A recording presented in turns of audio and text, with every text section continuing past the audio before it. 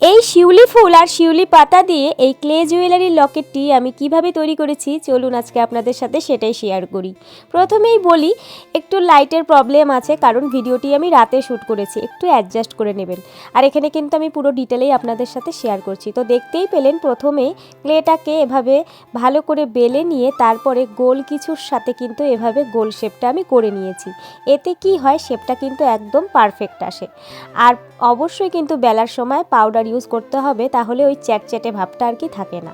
তো দেখুন তারপরে কিন্তু কিছুটা ক্লে নিয়ে এভাবে আমি দড়ি মতন পাকিয়ে নিয়ে কিন্তু সাইডে বিটটা আমি লাগিয়ে দিয়েছি।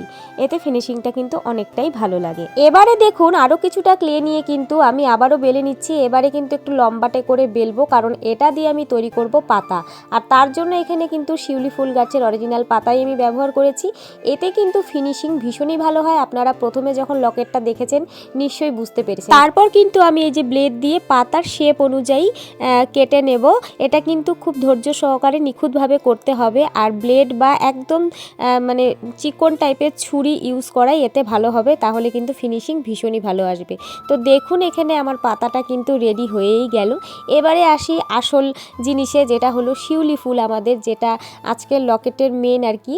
তো এই শিউলি ফুলটা দেখুন কিভাবে আমি বানাচ্ছি। অনেকভাবেই বানানো যায়, এখানে আপনাদের যেই প্রসেসটা দেখাচ্ছি এটাও কিন্তু বেশ ভালো হয়। তো দেখুন এখানে প্রথমে কিন্তু গোল গোল করে ক্লে নিয়ে জাস্ট একটু আঙুল দিয়ে চেপে চেপে একটু লম্বাটে করে জাস্ট একটু পাতার শেপ করে করে কিন্তু আমি একটু আঠা ব্যবহার করেছি, করে কিন্তু আমি এখানে 5টা পাপড়ি করছি শিউলি ফুলের। অনেক সময় 6টা পাপড়িও করা যায়, তো আমি এখানে 5টা পাপড়ি করছি।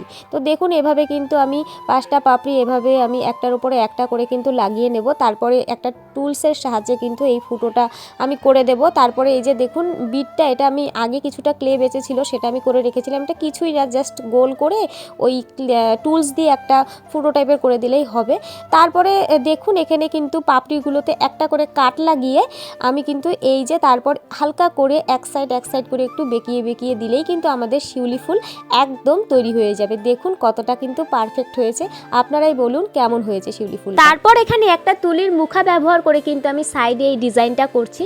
আর এরপরে একটা ব্রাশের সাহায্যে কিন্তু আমি মাঝে একটু ড্যাব ড্যাব করে দেবো, যাতে একটা খসখসে এফেক্ট আসে। খুবই দুঃখিত, মাঝে আমার ক্যামেরাটা বন্ধ হয়ে যাওয়ায় আমি বুঝতে পারিনি, তো আমি এটা লাগানোর ক্লিপটা আমি দিতে পারলাম না। এটা কিছুই না, আঠা দিয়ে দুদিকে দুটা পাতা দিয়ে মাঝে ফুলটা লাগিয়ে দিয়েছি। আর মাঝের জায়গাটা একটু ফাঁকা লাগছিল বলে আর একবার কিন্তু সেমভাবে দড়ি পাকিয়ে আমি একটা মানে মাঝে একটা ডিজাইন করে দিয়েছি আর কি।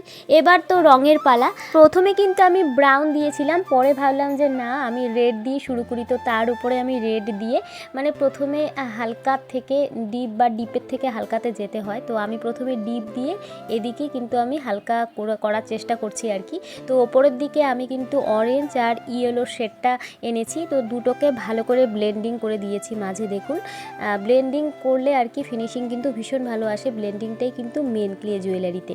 যাই হোক, তারপরে এই যে ওপরটাও কিন্তু আমি হালকা রেড দিয়ে তারপর অরেঞ্জ দিয়ে তারপর কিন্তু ওপরটা আমি ইয়েলো দিয়ে একসাথে মিলিয়ে ব্লেন্ডিং করেছি। মানে একটা রঙের সাথে আর একটা রঙের যে মানে মিলটা, সেই জায়গাটা মানে একদম ন্যাচারাল একটা ফিনিশিং আনতে হয়, তাহলে কিন্তু ভীষণ সুন্দর লাগে জুয়েলারিটা আর কি। এবারে মাঝে যে এই যে দড়ি মতন পাকি একটা বিট দিয়েছি, এটা কিন্তু আমি রেড কালার করছি। আর এটার উপরে যে ছোট ছোট ডিজাইনটা দেখতে পাচ্ছেন, এটা কিন্তু পেনের যে রিফিলগুলো হয় তার পেছনটা দিয়ে আমি করেছি, সেটাও আপনাদের জানিয়ে দিলাম। আর এখানে পাতার কালারটা কিন্তু আমি মানে ডিপ গ্রিনের সাথে ইয়েলো মিক্সড করে এই শেডটা এনে তারপর আমি পাতার কালারটা করছি আর কি। আর পাতার মাঝে যে শিরাগুলো আছে সেগুলো কিন্তু আমি ডিপ গ্রিন দিয়ে হাইলাইট করেছি।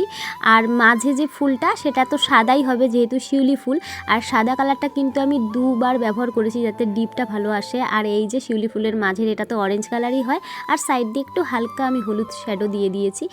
আর তারপর কিন্তু এই জায়গাটা আমার মনে হলো যে একটা কলকা টাইপের কিছু করলে ভালো হয়। তো আপনারা বলুন তো এটা করে কি আমি ঠিক করেছি না ভুল করেছি? এমনি কি ভালো লাগছিল নাকি এই কলকাটা করাতে বেশি ভালো লাগলো, সেটা কিন্তু কমেন্ট করে অবশ্যই আপনারা জানাবেন। তো দেখুন এই যে আমার কিন্তু কলকা ডিজাইনটা হয়েই যাচ্ছে প্রায়। তো আমার এমনি কালারটা কিন্তু পুরোটা চলে এসছে। তো কেমন হয়েছে অবশ্যই জানাবেন। আর আমার এই ভিডিওগুলো যদি আপনাদের ভালো লাগে অবশ্যই কিন্তু আমার পাশে থেকে আমাকে সাপোর্ট করবেন। তো সবাই ভালো থাকবেন, সুস্থ থাকবেন। আবারও দেখা হবে আপনাদের সাথে নেক্সট কোনো ভিডিওতে। তো সকলকে টাটা।